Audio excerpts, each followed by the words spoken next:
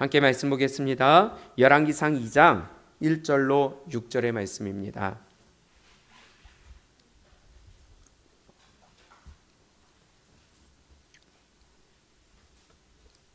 열왕기상 2장 1절부터 6절까지 우리 함께 한 목소리로 합독해 올립니다. 시작. 다윗이 죽을 날이 임박하매 그의 아들 솔로몬에게 명령하여 이르되 내가 이제 세상 모든 사람이 가는 길로 가게 되었노니 너는 힘써 대장부가 되고 내 하나님 여호와의 명령을 지켜 그 길로 행하여 그 법률과 계명과 율례와 증거를 모세의 율법에 기록된 대로 지키라.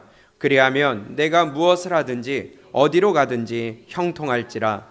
여호와께서 내 일에 대하여 말씀하시기를 만일 내 자손들이 그들의 길을 삼가 마음을 다하고 성품을 다하여 진실히 내 앞에서 행하면 이스라엘 왕위에 오를 사람이 내게서 끊어지지 아니하리라 하신 말씀을 확실히 이루게 하시리라. 스루야의 아들 요압이 내게 행한 일 곧 이스라엘 군대의 두 사령관 네레 아들 아브넬과 에델의 아들 아마사에게 행한 일을 내가 알거니와 그가 그들을 죽여 태평시대에 전쟁의 피를 흘리고 전쟁의 피를 자기의 허리에 띤 띠와 발에 신은 신에 묻혔으니 내 지혜대로 행하여 그의 백발이 평안히 스올에 내려가지 못하게 하라. 아멘. 오늘 우리가 한번 인물을 중심으로 공부하는 시간으로 가볍게 들으시면서 또 무겁게 새길 수 있는 시간이 됐으면 좋겠습니다. 오늘은 요압에 대해서 우리가 함께 좀 어떤 인물인지 살펴봤으면 좋겠습니다.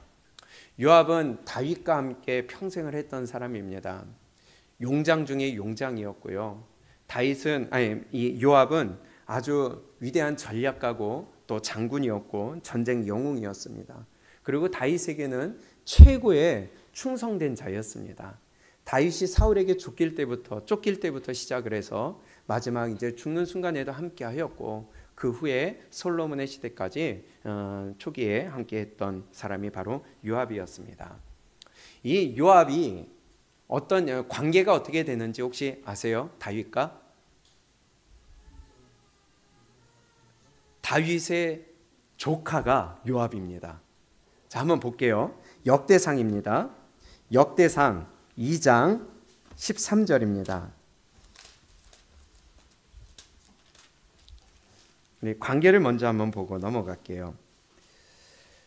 족보가 나오는데요. 이세의 아들들이 나옵니다. 이세는 맏아들 엘리압과 둘째로 아비나답과 셋째로 시므아와 넷째로 느다넬과 다섯째로 라떼와 여섯째로 오셈과 일곱째로 누구를 낳았어요? 다윗을 낳았으며 16절 시작. 그들의 자매는 스루야와 아비가엘이라. 그러면 다윗의 자매들이 스루야와 아비가엘이죠. 이해가 되시죠? 근데 그 스루야의 아들들이 누구냐? 16절입니다. 다시 시작. 그들의 자매는 스루야와 아비가엘이라. 스루야의 아들은 아비새와 요압과 아사엘 삼형제요. 자, 그러면 이 스루야의 아들들 세 사람이 바로 아비새, 요압, 아사엘. 이들이 다윗의 그러면 관계가 어떻게 되는 거예요? 조카가 되는 겁니다. 다윗의 누이의 아들들이 되니까 조카예요. 요압이 이렇게 긴밀한 관계를 가졌었던 사람이에요. 다윗의 일생에 가장 큰 조력가였고요. 수많은 업적을 세운 공로자였고요. 가장 충성된 자가 바로 이 조카 요압이었습니다. 그리고 다윗의 통일왕국 시대를 여는 데 있어서 개국공신의 한 사람 중에 큰 역할을 감당했던 사람이 바로 이 요압이었습니다. 얼마나 충성을 했느냐? 다윗이 밧세바의 사건으로 인하여 우리아를 죽이라는 편지에 부당한 명령임에도 불구하고 그냥 그대로 진행했던 자가 바로 이 요압이었습니다. 부당했지만은 어쨌든 뭐 초창기였고 그때는 맹종을 했는지 모르겠지만 어쨌든 그 말에 명령에 그대로 이행을 했습니다. 그리고 소문을 내지 않았어요. 그냥 그대로 입을 닫는 사람이 요압이었습니다. 뿐만이 아니라 어떤 일을 했냐면 다윗의 아들 압살롬이 반란을 일으켰을 때에 반란이 아니라 암논을 죽이고 도망갔을 때에 몇 해 동안 못 보고 다윗이 아들 압살롬을 그리워할 때에 요압이 앞장서서 다윗에게 건의를 하고 사면을 시켜서 돌아오게 하는 장본인이 요압이었습니다. 참 다윗의 마음을 읽은 사람 중에 하나였어요. 뿐만이 아니라 한번 볼까요? 먼저 사무엘하 12장입니다. 사무엘하 12장을 보게 되면 라빠성을 공격을 합니다. 잘 아시는 사건이지만은 한번 읽어볼게요. 사무엘하 12장 26절입니다. 라빠성을 취하고 이제는 다 끝났어요. 성문만 열어 제끼면 끝나는 거예요. 그런데 자기가 그 성을 점령하게 되면 자기 이름이 드러날까 봐 왕을 모셔서 다윗이 마지막 그 점령하는 데 점을 찍도록 합니다. 자, 26절부터 읽어봅니다. 시작. 요압이 암몬 자손의 라빠를 쳐서 그 왕성을 점령하매 요압이 전령을 다윗에게 보내 이르되 내가 라빠 곧 물들의 성읍을 쳐서 점령하였으니 이제 왕은 그 백성의 남은 군사를 모아 그 성에 맞서 진치고 이 성읍을 쳐서 점령하소서. 내가 이 성읍을 점령하면 이 성읍이 내 이름으로 일컬음을 받을까 두려워하나이다 하니 다윗이 모든 군사를 모아 라빠로 가서 그곳을 쳐서 점령하고. 아멘. 참 대단한 장군 아니에요?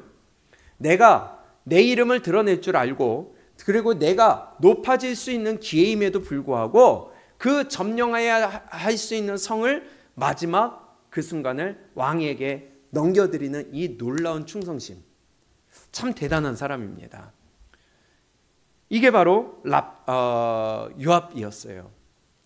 왕의 마음을 헤아릴 줄 알고요. 왕의 슬픈 마음을 헤아릴 줄 알고요. 자신의 이름이 드러나기보다는 왕이 드러날 수 있도록 자리를 내어주는 이 요압. 뿐만이 아니라 다윗의 마지막 때에 이제는 마지막 때가 가까웠을 때에 인구조사를 합니다. 그때 다윗은 잘못된 줄을 몰랐고 그때에 먼저 이것이 하나님의 뜻에 맞지 않는다는 것을 요압이 알았어요. 그래서 유일하게 이 일을 반대하고 하지 못하게 하려고 했던 사람이 요압이었습니다. 그러나 결국은 다윗이 밀어붙임으로 말미암아 요압이 가서 돌다가 왔죠. 이렇게 충성되게 다윗의 옆에서 계속 충성되게 했던 자가 바로 요압이었습니다. 가장 가까운 충신이었고 최선을 다했던 자가 요압이었습니다. 우리가 하나님을 이런 마음으로 섬길 수 있기를 바랍니다. 교회를 이런 마음으로 섬길 수 있기를 바랍니다. 내 이름이 드러나는 것이 아니라 하나님의 마음을 헤아릴 줄 알고 내가 내 뜻을 나타내기보다는 하나님의 뜻을 드러내며 증인으로서 살아가기 위해 힘을 쓰고 내가 사라지고 내 이름이 감춰질 수 있는 그러한 믿음의 자세가 올바른 우리의 믿음의 자세라고 봅니다. 교회를 섬기면서 하나님을 섬기면서 이러한 충성된 믿음이 우리에게 있으면 얼마나 좋겠어요. 그렇게 할 때에 사람들은 하나님께도 영광을 돌리지만 사람들이 박수를 쳐줄 때가 있어요. 그때가 참 중요한 것 같습니다. 위험한 순간이 될 수가 있다는 거예요. 요압에게 이것이 위험한 순간이 되었고 결국은 그것이 요압을 교만하게 만드는 원인이 됐었습니다. 요압이 교만했어요. 요압이 다윗의 최측근으로서 최고의 인정받는 장군으로서 가는 곳마다 성공을 하고 점령을 하고 다윗의 인정을 받으면서 그만 마음이 교만해지기 시작했던 것 같습니다. 그래서 이러한 요압이 자세가 충성심으로 맞췄으면 좋았겠지만 다윗의 가장 가까운 거리에서 자신의 위치가 견고해지고 높아지고 그러다 보니 박수를 받다 보니 이제는 교만해지기 시작했다는 것입니다. 우리가 신앙생활하면서 가장 경계해야 할 대상이 바로 다른 사람이 아니고 바로 교만입니다. 내 이름이 드러날 때, 내가 뭔가 칭찬을 받을 때, 내가 뭔가 인정을 받을 때 우리는 교만을 조심해야 돼요. 그래서 늘 낮아지는 마음이, 낮아지는 자세가, 낮아지는 믿음으로써 섬기는 자리에서 우리가 희생하는 것이 가장 중요한 믿음의 자세라고 봅니다. 교회 안에서도 요압과 같은 자가 일어날 수 있다는 것입니다.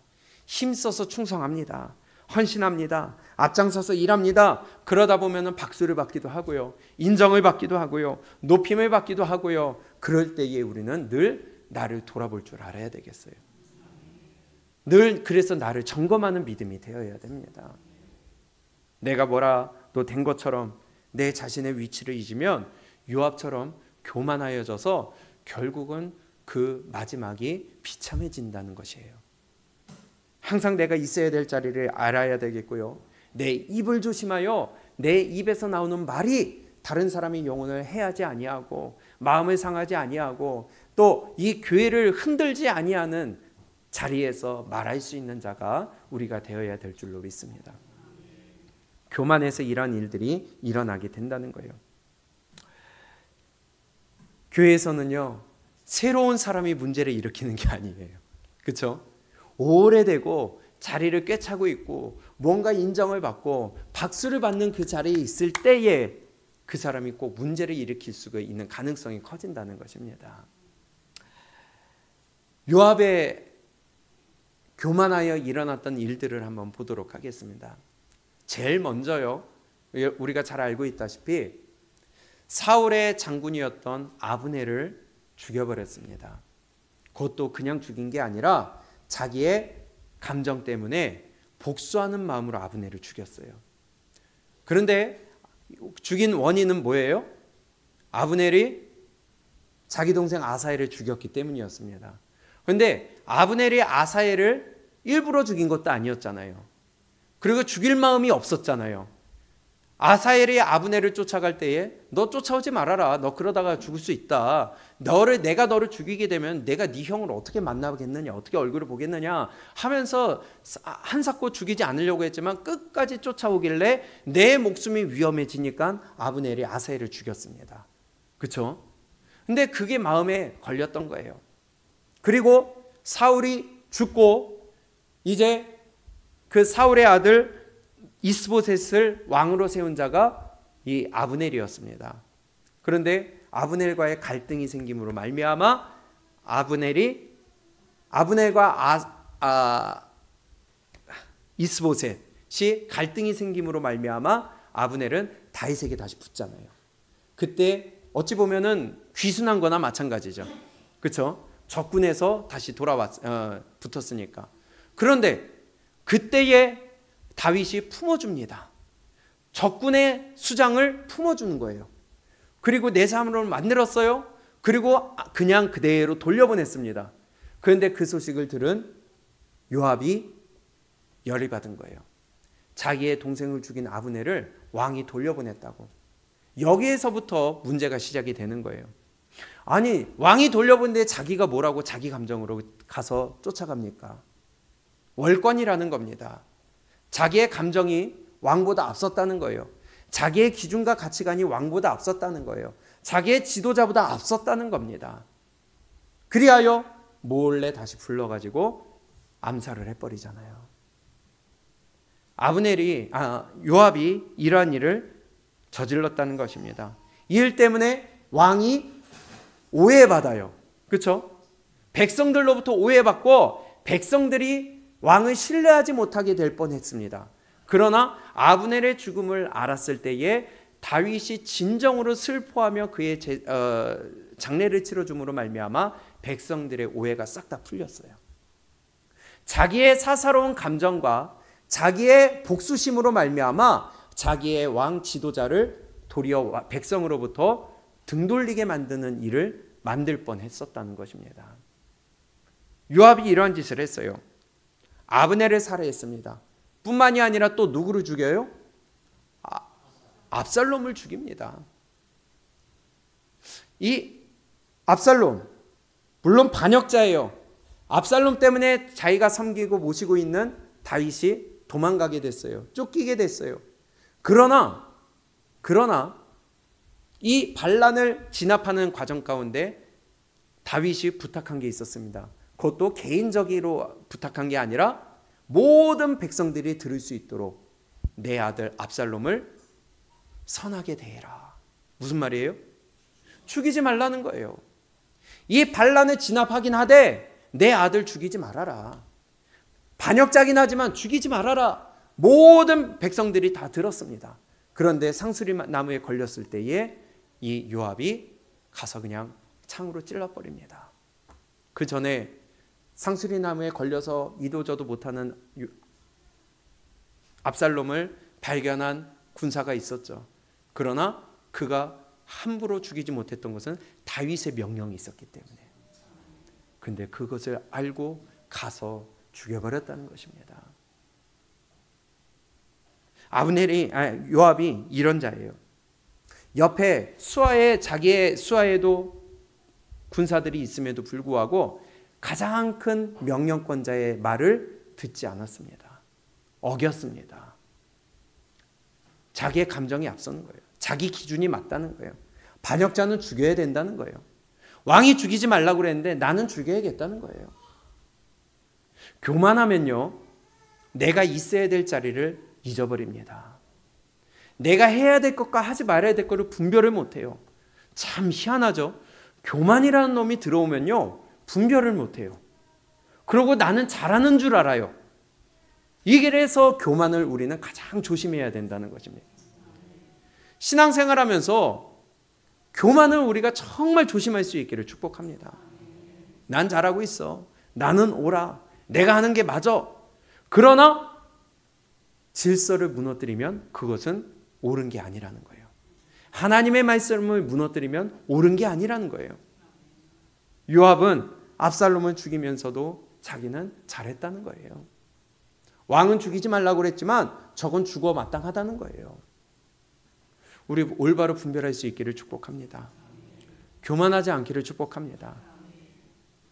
그 일로 인하여 다윗이 큰 상심에 젖어서 이제는 전쟁을 이겼음에도 반란을 진압했음에도 상심 가운데 있을 때에 여기서 또다시 요압이 나서는 거예요.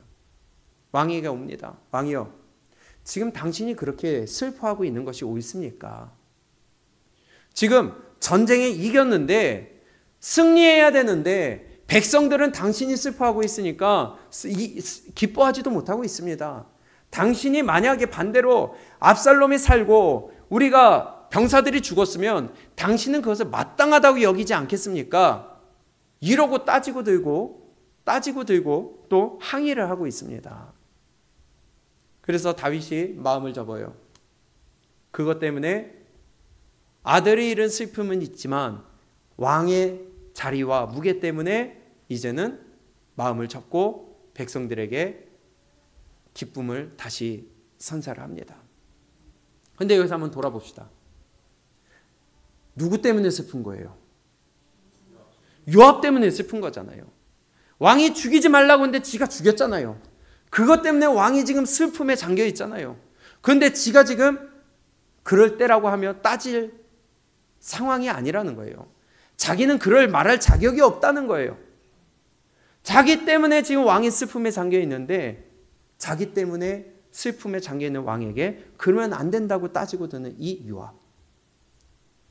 우리의 모습이 그러고 있지 않은가? 질서를 무너뜨리고 권위를 무너뜨리고 하나님의 말씀을 무너뜨리고 자기는 괜찮다. 왜 그것 때문에 아파하느냐? 이러고 있지는 않는가? 요압은 그렇게 말하면 안 됐었어요. 자기 때문에 지금 왕이 힘들어하고 고난받고 있는 것인데 왕의 명령을 자기가 지키지 않아서 지금 힘들어하고 있는데 왕을 거기에다 대고 따지고 든다? 이거는 정말 말 그대로 싸가지가 없는 짓입니다. 내가 있어야 될 자리와 있지 못할 자리를 구분 못하는 거고요. 할 말과 하지 말아야 될 말을 구분하지 못하는 거예요. 왜요? 교만하니까. 교회 안에서 이런 일이 일어날 수 있다는 겁니다. 신앙생활하면서 이런 일이 일어날 수 있다는 거예요. 나 때문에 아파하고 내가 질서를 무너뜨려서 지금 혼란스러운데도 불구하고 내가 할 말 한 건데 나는 잘하려고 한 건데 아니라는 것이죠. 교만하게 되면 이룰 수 있다는 것입니다. 요압이 우리에게 참 많은 것을 교훈해 준다는 거예요. 내가 있어야 될 자리, 해야 할 말, 하지 말아야 할 말, 내가 앉을 곳과 설 자리, 그리고 내가 지금 어떠한 위치에 있는가를 늘 돌이켜봐야 된다는 것을 요압이 우리에게 알려주고 있습니다. 요압이 한 말은 맞아요. 왕으로서 슬픔에 잠겨 있으면 안 되는 상황이에요. 그러나 그 말은 맞지만 그 말은 요압이 해서는 안 되는 말이라는 거예요. 말은 옳아도 자기가 그 말할 자격이 없어요. 결국 이 일로 인하여서 자기의 자리가 빼앗깁니다. 군사령관의 자리를 이제는 요압이 아니라 그 아마사에게 넘겨지게 됩니다. 아마사는 어떤 사람이에요? 아마사는 압살롬의 군사령관이었어요. 반역자 무리의 우두머리였어요. 그런데 이 모든 진압을 마무리하고 다윗이 모든 사람들을 품고 통합하기 위하여 취한 정책이 바로 상대방의 군사령관 아마사를 군사령관을 세웠습니다. 그러나 이것이 통합하고 분위기를 하나로 만드는 데는 성공을 했지만 요압에게는 하나의 상처가 되었죠. 그런데 보세요. 이건 경질입니다. 그렇죠? 이건 인사이동이 아니라 경질받은 거예요. 자기의 보직을 해임받은 겁니다. 먼저 아마사가 어떤 존재입니까? 아마사는요, 아까 장로님 말씀하셨지만 이종사촌이에요. 누구의 이종사촌이냐? 요압의 이종사촌이에요. 다시 아까 봤던 역대상 2장을 볼까요?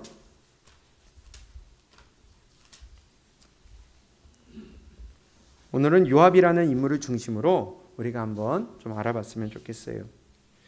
역대상 2장 15절부터 보겠습니다.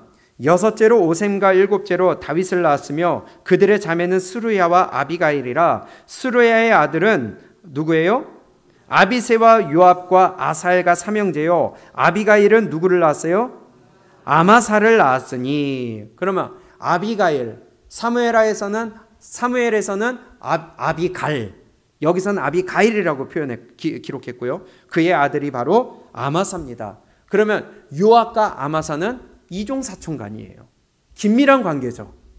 그렇죠? 이해가 되시죠? 자, 이런 사이에 사무엘하 17장을 볼게요. 25절입니다.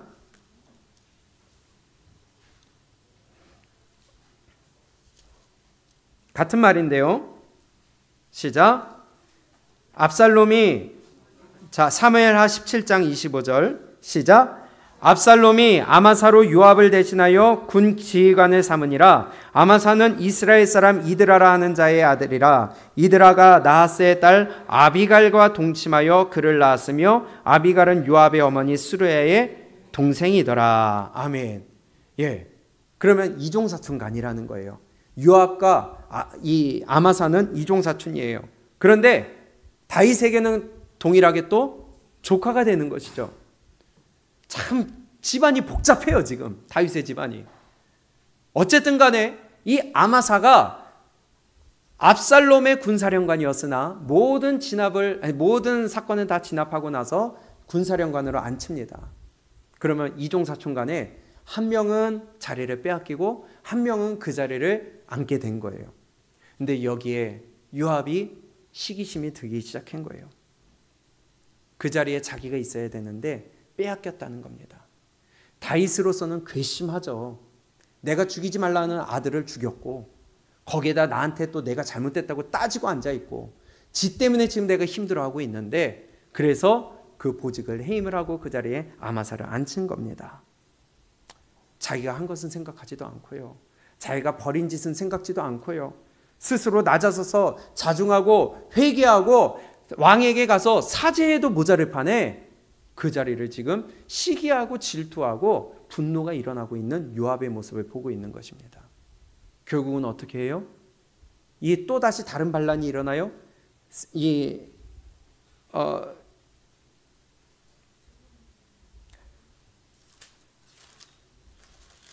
누굽니까?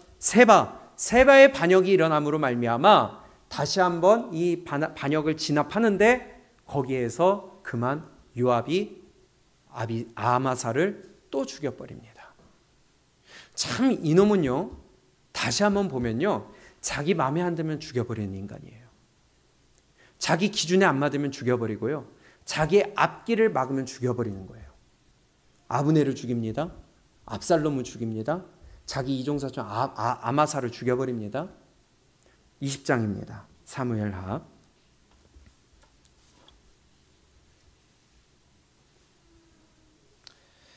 6절부터 볼까요?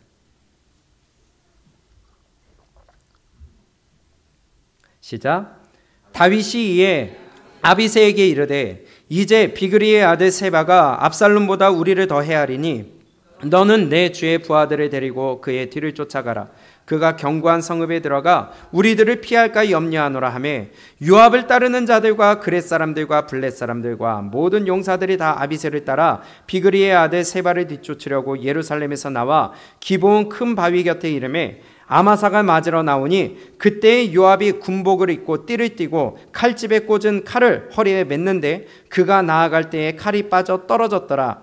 요압이 아마사에게 이르되 내 형은 평안하냐 하며 오른손으로 아마사의 수염을 잡고 그와 입을 맞추려는 체하며 아마사가 요압의 손에 있는 칼은 주의하지 아니한지라.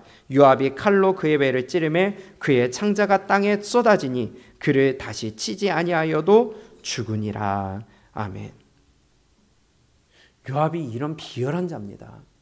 인사하는 척하며 칼로 찔러버렸어요. 자기 길을 막는 자는 죽여버립니다.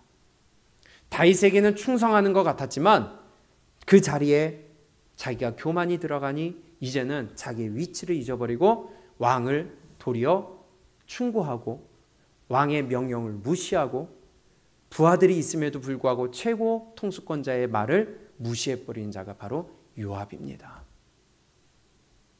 충신인 것 같아도요, 자기 생각이 아주 강한 자입니다. 자기만이 앞서고 있고요. 왕의 생각보다 앞서려고 하고요. 지도자보다 앞서려고 하고요. 자기 주장이 강하고 자기 생각이 강하고 자기 자아가 아주 강한 자가 바로 이 요압이었어요. 교회 안에서 이러한 일이 없기를 바랍니다. 시기 때문에 다른 사람의 영혼을 죽여버리는 일, 질투 때문에 다른 사람을 미워하는 일, 내 마음의 감정의 상함 때문에 다른 사람을 말로써 행동으로써 어떠한 일로써 어렵게 하고 상하게 하고 죽이고 무너뜨리는 일은 교회 안에서 없어져야 합니다. 그것은 올바른 신앙의 모습이 아니에요.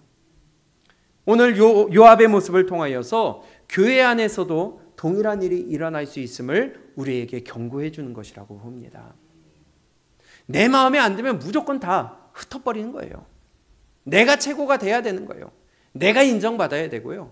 그러다 보니 교만이 차서 하나님의 말씀도 무시해버리고 목사의 말도 무시해버리고 교회의 질서와 하나님의 질서도 무시해버리며 유아독존 나만이 최고가 돼버리는 거예요.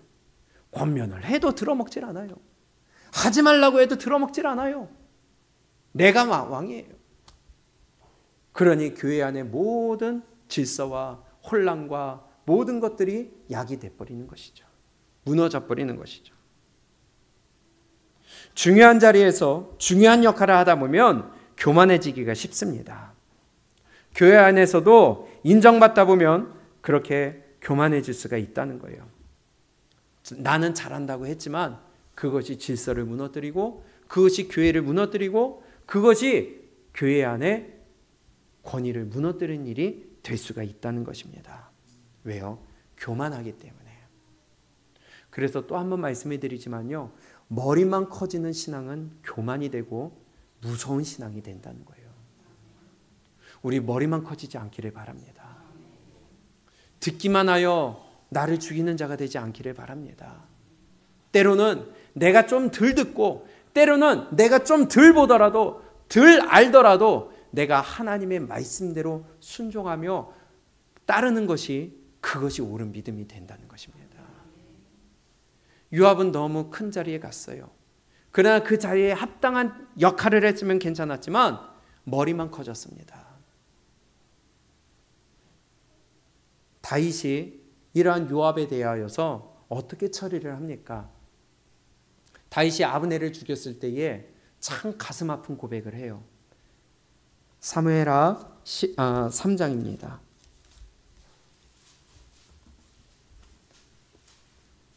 사무엘하 3장 39절입니다. 함께 읽습니다. 시작. 내가 기름 부음을 받은 왕이 되었으나 오늘 약하여서 수르야의 아들인 이 사람들을 제어하기가 너무 어려우니 여호와는 악행한 자에게 그 악한 대로 갚으실지로다 하니라. 아멘. 수르야의 아들이에요, 아들들이에요? 아들들. 그 삼형제가 다 그랬다는 거예요. 다윗에게 겉으로는 충성을 다했지만 마음에는 안 들었어요. 늘 다윗의 마음에 부담이었어요. 제어하기가 힘들어요. 도대체 말을 안 들어요. 지 생각대로 움직여요. 충성도 충성이지만 말씀대로 하는 충성이 될 수 있기를 바랍니다. 내 뜻대로 하는 충성이 아니라 아무리 나는 옳아 보여도 하나님이 세우신 권위에, 하나님이 세우신 질서에, 하나님이 세우신 말씀하심에 우리가 따라가는 충성이 되어야지, 머리만 커지고 내 뜻대로 내 가치관대로 하는 충성은요, 그것은 도리어 반란이고 반역이고 그것은 무너뜨리는 일이 된다는 것이에요. 불신앙이 된다고, 교만이 된다는 것을 오늘 요압을 통하여 우리에게 말씀해 주고 계십니다.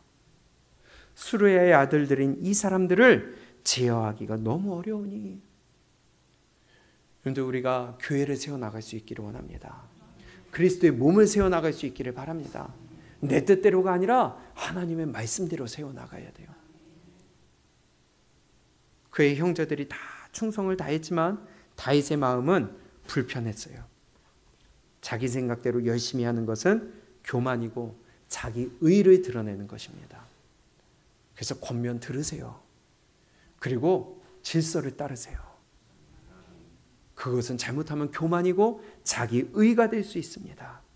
내가 이만큼 했는데, 나는 이런 일을 했는데, 나는 또 이렇게 열심히 했고, 내가 한 번도 무엇인가 빠뜨리지 않고 했는데 왜 나한테 그런 얘기를 합니까? 한다면 그것은 교만이고 자기 의가 될 수 있다는 것이에요.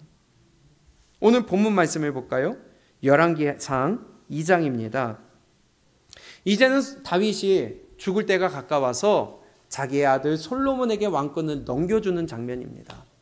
그리고 그때에 솔로몬에게 마지막으로 유언처럼 남기는 것이 바로 오늘 말씀인데요. 1절부터 3절까지 볼까요? 시작.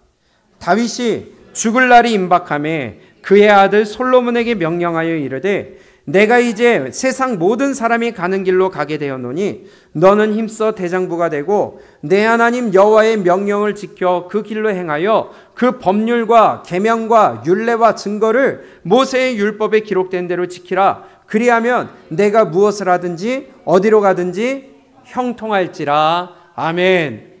교회 생활하면서 우리가 따라야 될 것은 하나님의 말씀이라는 겁니다. 하나님의 법도라는 것입니다. 이것을 벗어나는 것은 아무리 잘한다고 생각을 해도 그것은 불신앙이 돼요. 그렇게 할 때에 우리는 형통할 수 있다는 거예요. 그러면서 다윗이 뼈 있는 말을 하는데요. 5절이에요. 요압에 대해서 이런 말을 합니다. 시작. 수르야의 아들 요압이 내게 행한 일, 곧 이스라엘 군대의 두 사령관 네레의 아들 아브넬과 예델의 아들 아마사에게 행한 일을 내가 알거니와 그가 그들을 죽여 태평시대의 전쟁의 피를 흘리고 전쟁의 피를 자기의 허리에 띤 띠와 발에 신은 신에 묻혔으니 내 지혜대로 행하여 그의 백발이 평안히 스올에 내려가지 못하게 하라. 아멘. 솔로몬에게 마지막 유언처럼 남기면서 너 저 요압 저거 편하게 죽게 만들지 말아라. 비참한 얘기입니다. 평생을 위대한 왕의 옆에서 충신으로서 살았지만 그 왕에게는 인정받지 못했어요. 도리어 그 왕은 저거 편하게 죽게 놔두지 말아라. 이 얼마나 비참한 일입니까? 우리가 평생을 하나님을 섬기며 내가 힘을 썼다고 했지만 하나님이 마지막에 나를 인정하지 않으신다면 이것처럼 비참한 일이 어디 있겠어요? 교만해지고 내 기준과 가치관대로 신앙생활하면 결국은 요압의 길을 따르게 된다는 것입니다. 머리만 커지게 되면 요압처럼 마지막이 비참하다는 것이에요. 하나님 앞에 인정받지 못한다는 것이에요. 열심히 신앙생활하고 열심히 교회 생활하고 열심히 교회에 섬기며 내가 할 일을 하면 뭐예요? 마지막에 인정받지 못한다면, 하나님께 인정받지 못한다면 비참한 일입니다. 내 지혜대로 행하여 그의 백발이 평안히 스올에 내려가지 못하게 하라. 요압 조심하라는 거예요. 왜 이렇게까지 비참한 유언을 남겼을까요? 다시 한번 보면요, 지금 이 열왕기상 2장 앞에 무슨 사건이 있으니까 다윗이 늙어서 힘이 없고 왕권이 넘겨지기 직전에 솔로몬에게 누가요? 아도니아가 또 반란을 일으켜요. 왕권 잡으려고. 그때에 이제 다윗이 힘이 없고 영향력이 약해지는 것을 깨달으니까 이 요압이 이제는 아도니아 편에 빌붙습니다. 참 비열한 놈이죠. 가만 보다가 자기의 이익되는 편에 서는 거예요. 그러면 지금까지 다윗의 옆에서 충성을 했던 것은 자기의 유익을 따라갔다는 거예요. 다윗에게 충성을 다했을지 모르지만 그 마음의 중심은 이득을 찾아갔다는 겁니다. 그러니 다윗이 아브넬을 죽였을 때에 내가 제어하기 힘든 자들이다. 이미 그때 알았던 거죠. 기회주의자입니다. 자기 이익에 따라 빌붙는 자예요. 우리가 신앙생활하고 교회 생활하면서 이런 비열한 자가 되지 않기를 축복합니다. 자기의 유익을 위해 믿음을 저버리거나 교회 안에서 중요한 일을 하고 역할을 한다고 하여서 교만한 자가 되지 않기를 축복합니다. 우리는 단지 구원받은 백성으로서 그것에 감사하여 주님의 사랑에 잠겨 우리는 써주신 거에 감사해야지. 도구로 쓰임받은 것에 감사해야지. 예수님이 낙이 타고 예루살렘에 들어가면서 사람들이 호산나 호산나 하면서 즐거워한다고 낙이 새끼가 자기를 향하여서 그러는 것처럼 착각하고 있다면 우리가 그 모습이 될 수 있다는 거예요. 낙이 앞에 깔아준다고 그게 지를 위해 깔아주는 게 아니라 예수님을 위하여 내 등에 업히신 타신 예수님을 위해 깔아주는 건데 자기를 위해 깔아주는 건 줄 알고 우리가 그 모습을 할 수 있다는 것입니다. 나는 단지 나귀로 쓰임받은 것에 감사하고 누가복음 17장 말씀처럼 무익한 종의 자세로서 내가 하여야 할 일을 한 것뿐입니다 하는 이 자세가 우리의 올바른 믿음의 자세가 될 줄로 믿습니다. 결국 요압은 처형당합니다. 이렇게 말씀해요. 2장 열왕기상 2장 31절입니다. 함께 읽어봅니다. 시작. 왕이 이르되 그의 말과 같이 하여 그를 죽여 묻으라. 요압이 까닭없이 흘린 피를 나와 내 아버지의 집에서 내가 제하리라. 여호와께서 요압의 피를 그의 머리로 돌려보내실 것은 그가 자기보다 의롭고 선한 두 사람을 쳤음이니 곧 이스라엘 군사령관 넬의 아들 아브넬과 유다 군사령관 예델의 아들 아마사를 칼로 죽였음이라. 이 일을 내 아버지 다윗은 알지 못하셨나니 그의 피는 영영이 요압의 머리와 그의 자손의 머리로 돌아갈지라도 다윗과 그의 자손과 그의 집과 그의 왕위는 여호와께로 말미암는 평강이 영원히 있으리라. 아멘. 결국은 처형당합니다. 요압은요 기회주의자고 자기의 욕심을 따라 빌붙는 자였어요. 그러다 보니 그러한 자세가 있다 보니 중요한 위치에 올라갔을 때 어김없이 교만해졌습니다. 자기 생각대로 했습니다. 그의 밑바탕이 벌써 믿음이 아니었다는 거예요. 그래서 결국은 사무엘하 23장에 보면 다윗의 30용사의 명단이 기록되어 있어요. 근데 거기에 요압의 이름은 없습니다. 요압의 이름은 없어요. 요압의 동생 아사엘이 거기에 들어갔거든요. 그거 보면 다윗이 왕국을 시작하고 왕으로서 시작된 초기에 기록된 명단으로 보입니다.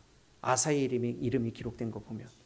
그런데요, 거기에는요, 요압의 이름은 기록되지 않았습니다. 이미 그 싹수를 알고 있었어요. 우리의 믿음을 볼 때에 과연 나는 어떠한 믿음일지, 교만한 자리에 있는지, 머리만 커져서 판단하고 정죄하는 자리에 있는지, 아니면 내 위치 가운데 교만하여져서 내 뜻에 맞지 아니하면 다른 사람들을 다 목을 쳐내는, 나만이 존경받고 나만이 세워져야 되는 자리에 있지는 않는가. 우리 겸손한 자리에 있기를 부탁을 드립니다. 신앙생활 하다 보면 요압이 나올 수 있어요. 제가 그렇게 될 수가 있어요. 그러나 옆에서 권면하고 말씀으로 깨우쳐 주시고 성령의 음성을 여러분들에게 들려주실 때에 빨리 돌이켜 요압의 자리에서 벗어날 수 있기를 주님의 이름으로 축복합니다. 하나님의 일은요, 충성심과 책임감으로 하는 것이 아니에요. 바로 뭘로 하는 거예요? 사랑으로 하는 것입니다. 구원의 기쁨과 감격으로 하는 것입니다. 내가 드러나다 보면 교만해지고요. 그렇기 때문에 신앙생활할 때에 우리가 가장 경계해야 될 것은 교만입니다. 우리 다시 한번 요압을 보면서 오늘 요압이라는 인물을 우리가 다시 한번 공부하는 시간이었지만 그의 일생을 통하여 우리의 믿음이, 우리의 삶이, 우리의 모습이 요압이 아니라 하나님이 마지막까지 인정해 주시는 영광스러운 자리에 있기를 주님의 이름으로 축복합니다. 그래서 주님을 위해 살아가고 주님의 기쁨이 되기 위해 살아가고 오직 주님만을 위하여 살아갈 수 있는 우리의 믿음이 되기를 바랍니다.